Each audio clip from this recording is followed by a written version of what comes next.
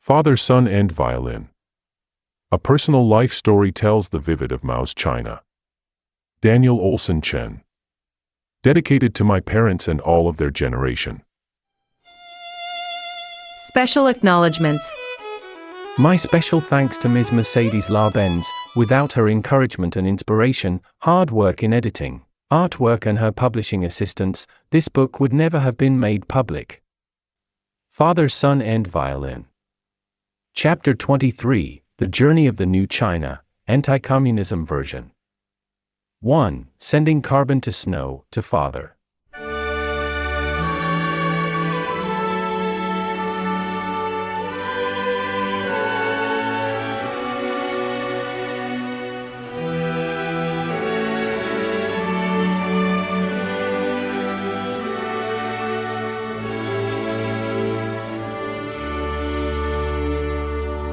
At the entrance of Danson's building, I met my younger brother Danhan and Panjie with a rickshaw. I was going to take the initiative and say hello to him when his cell phone rang. He exploited the opportunity to avoid making eye contact, instead speaking into the phone. Perhaps feeling it was too rude, he glanced at me and then nodded his head. That ambiguous nod could have been meant for the person on the phone or for me. Afraid of missing the opportunity to re-establish diplomatic or domestic relations between two brothers after no contact for so many years, I imitated his head nodding continuously. After the phone call ended, Danhan glanced at me again, but quickly turned to Panjie. With a friendly joking tone he said, "Something wrong with that man's neck?" In this way, the relationship between us two brothers returned to normal. Panjie, sorry. What could I do? My daughter has an emergency, needs me back immediately. Though Danhan was still talking to Panjie, the content was actually for me to hear.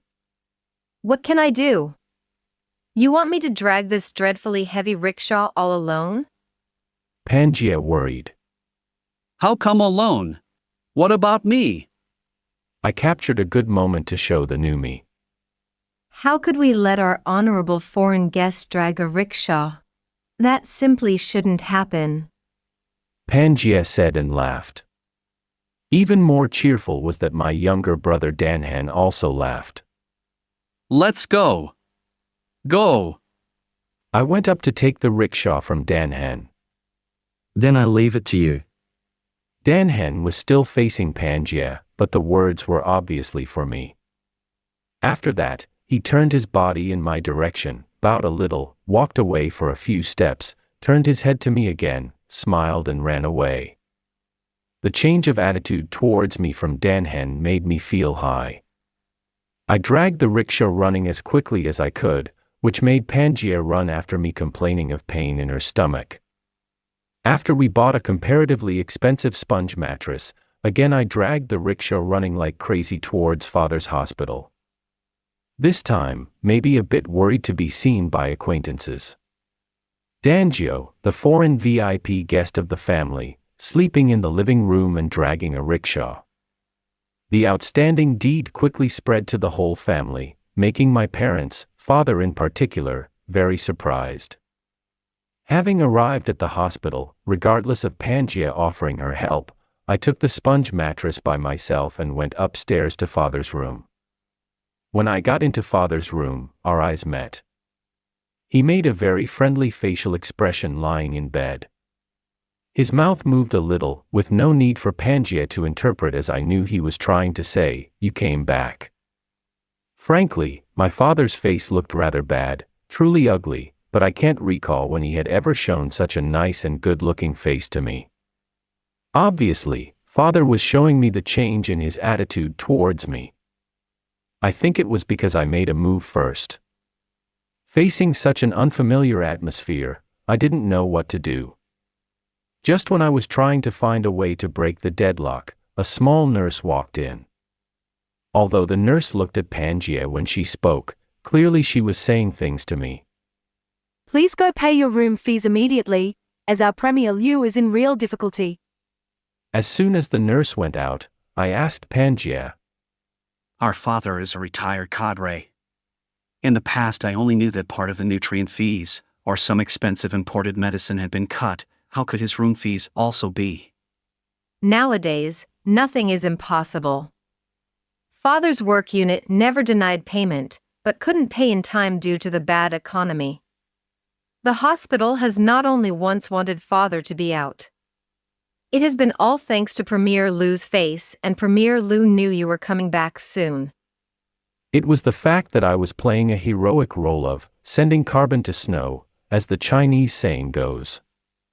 I quickly took out a package of US dollars, which I had made from violins, exchanged from Norwegian kroner to USD. I handed it to father. Father took a quick look at the package, asking, What? Profit on your investment. I answered with a sense of humor. What investment? Either father didn't get me or didn't buy my sense of humor. I had to explain. Your investment in me. Now I earn US dollars, enemy's money, to pay for your medical fees, just like the old days when the Red Army used enemy weapons to kill enemies. Father smiled, apparently to cover his embarrassment and bitterness. Anyone, if thinking a little, would feel the sort of taste my father had. A member of the Communist Party which created renminbi must be helped by US dollars before he dies. Father moved his body a little, hesitating if he should take that package of sugar-coated bullets or not. At exactly that key moment, my long-time no-see aunt came in. Seeing I was present, my aunt was very excited, maybe more excited than seeing her brother, my father. I was of course very happy to see her too. As I wrote early on, my first few years in memory were spent with aunt. For me, in many ways she was closer to me than my mother. It had been many years since we last met. She looked at me, looked at my father, and didn't seem to know who to talk to first. Father also looked very happy. I knew I shouldn't interrupt the brother and sister, or at least it wasn't the right time to hand over the money. I told aunt that I would wait for her outside. Aunt showed her understanding. She sat by father's side, holding his hand, saying she had come on behalf of the whole family in Xinhua, the old hometown, to see him. Father made some sound to answer her. After a while, when it was a little quiet, and took out a letter for father and said, My elder brother and your younger brother, the second, asked me to hand it to you. I don't know what he wrote in the letter. Her facial expression and tone when she said that showed it to be true, that she had no idea what was written in the letter, but perhaps she had guessed a little. Guessed there was not something very pleasant in the letter. Father used his skinny hand, trembling, and took the letter to show his respect, but soon handed it back to aunt, saying, You read for me. What? Aunt didn't understand what father said and looked a little embarrassed. Baba asked you to read the letter for him. It was Pangaea again, doing the interpreting. Shall I read? Aunt hesitated a little, maybe she didn't want to get involved with the family boy's affairs. So as not to embarrass her eldest brother, she pretended to open the letter, but stopped and said, Oh, I forgot my reading glasses. I think Panji better read it. Yes, Panji, you're the best one to read it. Aunt passed the letter on to Pangaea. Not waiting for father to say anything, she stood up and said she would like to see me outside. Pangaea took the letter and opened it, ready to read. Aunt started to walk out and said, This is something between you two boys. I'll go see Danju outside. I was waiting for my aunt outside the room. Aunt saw me and said, Let's go. We'll find a quiet place. Indicating something big might happen inside the room. Meanwhile, Pangaea already began to read the letter from my Uncle Ding. 2. Uncle Ding's letter to father.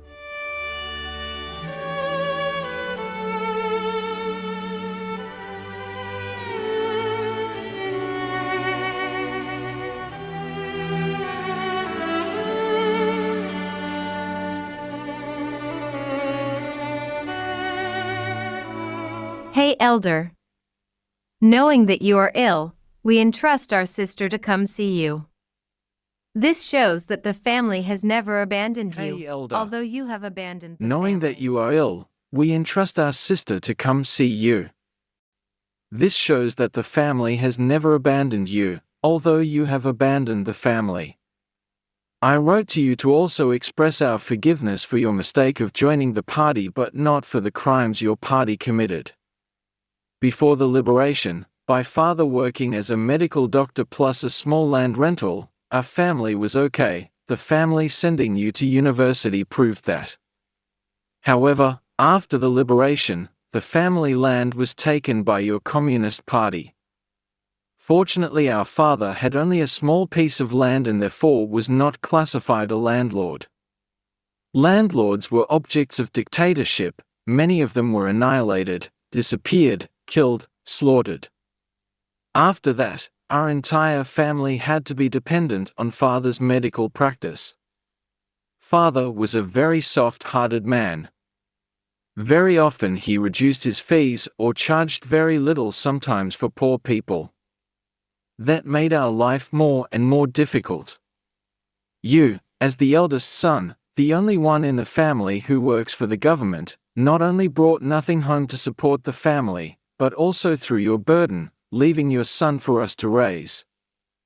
Our poor father was overworked, to death. Except for sending and picking up your son, you were back home twice, not even coming back for our father's funeral. You say, the Communist Party is made of special material. I have no idea what kind of material that could be, but for sure, not human. How could your communists be working for the happiness of the masses, as it always declares, when you don't even care for your own family? In reality, after the rule of the communists, the life of many families was getting worse. The people around us were like this, and so was the whole country. It was because of your change that I started to be suspicious and oppose your party. Was I wrong to oppose the Communist Party? Decades of Communist China's brutal dictatorship demonstrated that the new China's history is a history of deception. The Communist Party has never, will never, stop its deception. Let's take a quick recap. First, your party cheated all the farmers. Before 1949, under the slogan, "Down the local tyrants and divide the land to everyone," using the peasants to get the political power and government. As soon as the power was in the hands of the Communist Party, using the name of the People's Commune, it took all the land away from farmers. Right after that, your party carried out the policy of price scissors with urban and rural areas. That made the majority of the farmers become state-owned slaves. Following, your party cheated the intellectuals. In the year 1957, your party launched a political campaign called 100 Flowers Blossom, first inviting the intellectuals to criticize the party and give comments, then putting a right-wing hat on the intellectuals who believed the party and truly tried to help it. Shamelessly, your party called it an overt conspiracy. From the year 1958, your party started a new campaign, Great Leap Forward. The failure of that campaign led to China's economic collapse, and millions of people starved to death in the year 1960. To escape from the responsibility, your party called that man-made tragedy, the natural disaster, to cheat all the people. After a few years, in 1966, when the Chinese people were just recovering from hunger, Chairman Mao deceived young people by writing a letter calling them the Revolution Teenagers and using the title of Cultural Revolution, destroying the whole country's system of government. As soon as Mao got all the power in his hands, he burned the bridge by exiling all the young people to the countryside as educated youth, to have them re-educated by farmers. Eventually, Mao passed away and 10 years of chaos ended. Your party started to cheat the factory workers, and under the flag of reform and open door, millions of the workers have lost their jobs. Next, your party deceived the Chinese people with medical reform, education reform, housing reform, stock market, and a variety of other means. Every campaign, or movement, or new policy of your party has resulted in part of the people being exploited and suppressed. Like that, one group after another.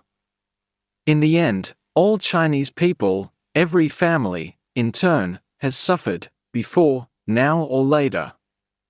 This is the party you have fought for all your life, lacking humanity, just as your party always says, the party is above all. To put a party's political ideology and interest above humanity, what is that? You look it up in your dictionary, for what I found was fascism. Yes, your party is practically a true party of fascism. Do I need to give a few examples to remind you? During the Cultural Revolution, class struggle extended into the families, causing family members to fight with each other. Son fought with parents, husbands and wives became enemies. Countless happy families, destroyed. We all know the family is the basis of the society. When many families were destroyed, how could the society be stable? Under the rule of your party for 40 years, the party that implements cruel, merciless struggle and violent revolutionary philosophy, China has become a lawless society. When I say lawless, I mean your party takes emotions above the law. So-called, no-kill can't appease the resentment of the people. To kill a man is not a punishment based on his crime, but rather to appease the resentment of people, the anger stirred up by the party itself. As long as there is anger, the party could ignore the dignity of the law. Men were killed without proper legal process. Just shouting slogans, no kill can't appease the resentment of the people. A man can be pulled out to be slaughtered. In China, the citizen's right and freedom can easily be arbitrarily deprived in various ways. If the party doesn't like someone, someone could be taken to be labor educated, or sent to detention, to be in a concentrated course, etc. Those people, even after being released and sent home, would be monitored all the time by the neighbors, no rights and no freedom.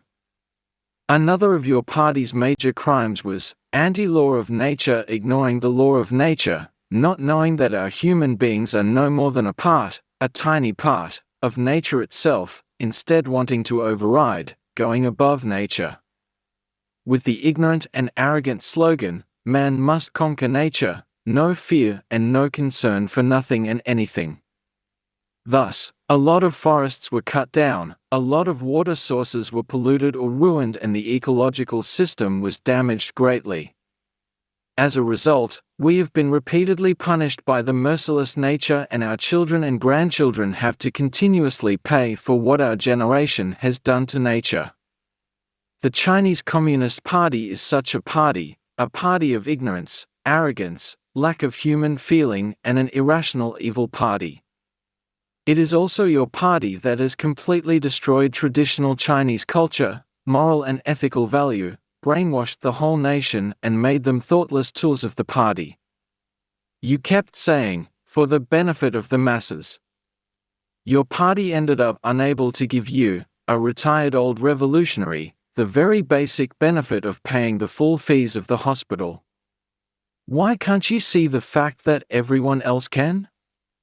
I admit I am an anti-revolutionary. For our country, for our people, for our future generations and for my own interests, I have to go on anti to your communism. I hope you can make a comprehensive summary to your life, as well as to your party, for our future generations, as well as the history of China. Finally, I sincerely hope that whom I am going to lose is not my brother, but the evil party my brother served all his life, and in the end, abandoned him. Your younger one at Xinhua home.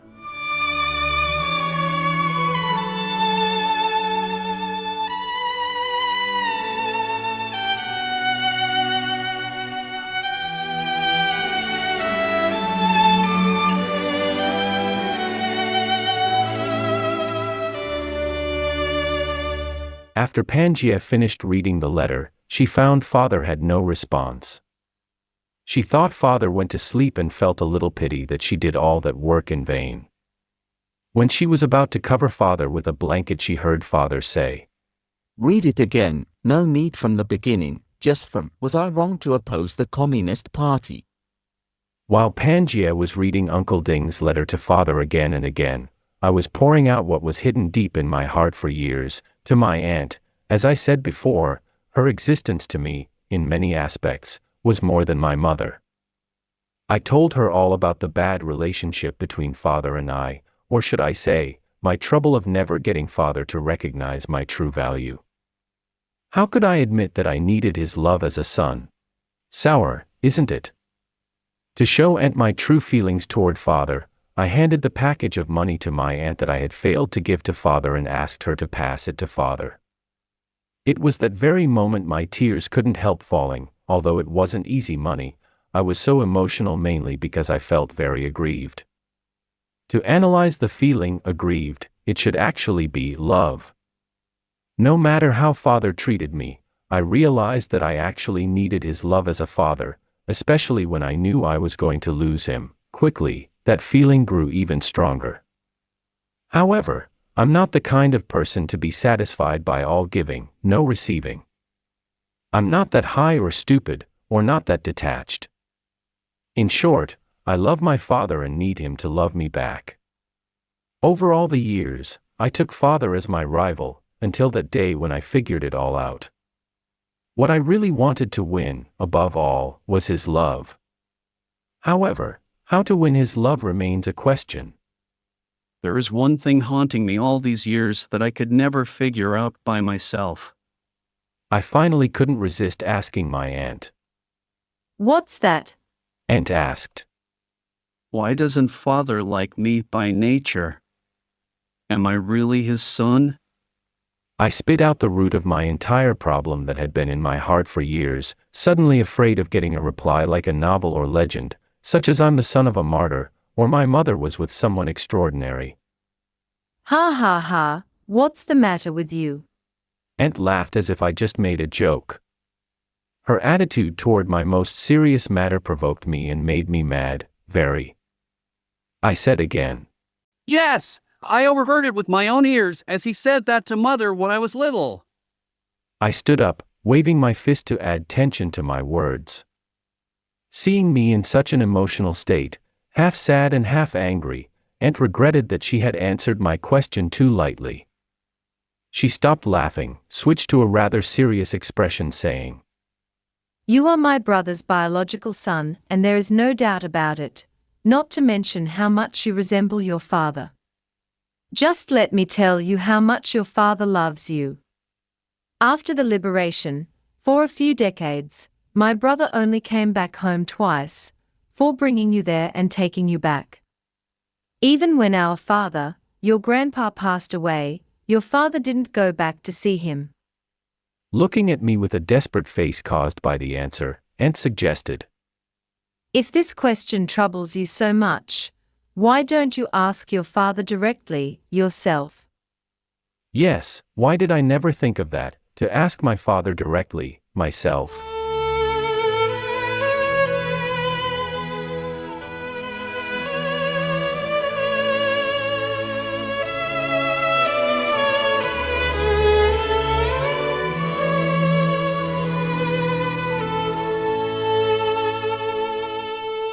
Three different political views between father and son.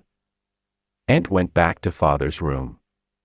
Once again she sat by his bedside and put her hand on her brother's shoulder, speaking some words of comfort. Father didn't respond to her greeting but asked her a question. Have you read the letter the second wrote to me? I did, not really. This sudden question made Aunt not know how to answer. I mean, I guessed a little, though. Then read it carefully again. Father indicated. Pangaea passed the letter to Aunt. By then, Aunt knew there was no way to escape. She stopped Pangaea and said to her brother, Well, okay, I'll read it. If you have something to say, say it. I'm a good listener. Father made a huge effort to half sit up, put on his glasses, as well as his dentures, and then clearing his voice a little, very seriously he said, I see your second brother, hasn't changed a bit, speaks as extreme as always. It is true that in the past few decades our party made some mistakes, some of them even serious, but that could not necessarily prove wrong the ideology and theory of communism. Communism as a new human society system needs a testing period. Therefore, its unsuccessful temporary period could be caused by operational errors. In history, nothing in the world can be guaranteed success the first time. Any success is a result of many experiments. After hearing that, I couldn't stand it any longer. In order to gain Father's love, I could make all kinds of concessions, but I couldn't give up my political position. This was a matter of principle, and it was the absolute bottom line. I couldn't help state. How many times does your party need to experiment and fail? How many innocent people need to be killed? And how many nations need to be destroyed before you prove the correctness of your communist ideology? Father, hearing that, used all his strength, trembling his body towards me, and made his voice as loud and clear as he could, declaring with great solemnity, The ideologue of communism is to liberate the whole of humankind, to contribute to the happiness of all the people. Father's body was shaking. To me, he suddenly became the symbol of the Chinese Communist Party. A sense of vindictiveness aroused spontaneously. I deliberately raised my voice. To contribute to the world? How nice it is. To show the misfortune of the Chinese people for decades, to show mankind how terrible the true face of communism is, should be the greatest contribution of your party to the world. Father raised his right hand, just about to say something, but was interrupted by a severe cough. I knew that by then, Father was no longer my opponent, at least physically. And, with surprised big eyes, smiled to stop me, and then patted Father's back and gently said, I say, my big brother, before you save the whole of humankind, I think it's better to save yourself first. And then your family, your neighbors, colleagues, the people around them, and gradually.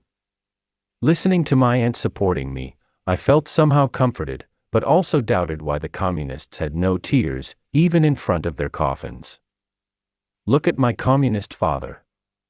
He kept saying, to save all mankind, after he spent his entire life struggling, ended up not even able to save himself, but relying on his son to bring money back from the capitalist society to save him. Even facing such a cruel reality, Father wouldn't give up his high words for communism. Sad, isn't it? Father stopped coughing. He gave up fighting with me, didn't bother to look at me again, and only waved his hand weakly toward the door, meaning, get lost. I felt a sudden regret that my little bear spoiled the big plan. Looking at my spirit go from high to low, Aunt got up and pushed me out the door. Gently she said, You see the way you talk to your father, the stubbornness is from exactly the same mold as your father. Just as the saying goes, like father like son. And then she went back to the ward. From the window I saw Aunt help Father lie down, and go on talking to him. Hey brother, I don't want to argue with you about what's between you guys, my big brother and the second brother. I only know that since communism can't be achieved in a few days, can you, in your lifetime, restore your human nature by showing your love to your son as a father? You have seen everything. That's his attitude towards me. How could I show my anything to him? After Father said that, he breathed heavily. My dear big brother, there is something that you obviously don't know. Aunt said as she placed the package of money I had asked her to pass to Father, gently on Father's body.